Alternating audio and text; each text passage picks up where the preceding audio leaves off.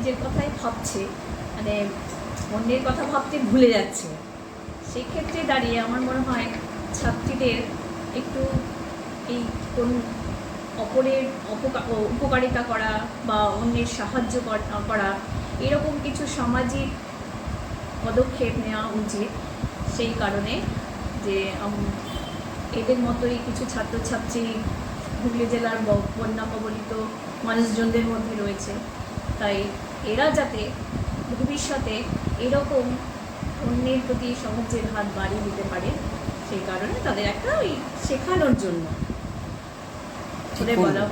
ওদের বলা হয়েছিল তোমাদের টিফিনের খরচ থেকে একদিনের খরচ বাঁচিয়ে যে যেমন পারবে, এমনটা নয় যে জোর করে নেওয়া হচ্ছে, যে পারবে দেবে আর যে পারবে না দেবে না। ওরা 5 টাকা 10 টাকা যে যেমন পেরেছে ওই ভারে তারা দিয়ে গেছে। আর মেয়েরা ঘরে ঘরে নিয়ে গেছে, মেয়েরা আমার ঘরে এসেও জমা দিয়ে ওখানে ফেলেছে, নিজেদের হাতেই ফেলেছে। কদিন ধরে হলো এটা খুব কম সময় পেয়েছি আমরা, মাত্র ওই গত শনিবার ছিল, ওই গত শনিবার থেকে তোলা শুরু করেছি। বর্তমানে আমাদের ক্লাস 5 থেকে 10 পর্যন্ত 637 জন পড়ুয়া আছে।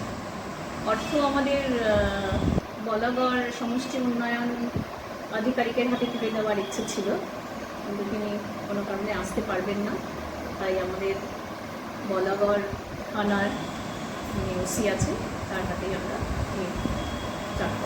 সামান্য অর্থ সাহায্য বিদ্যালয়ের পক্ষ থেকে তুলে দেব।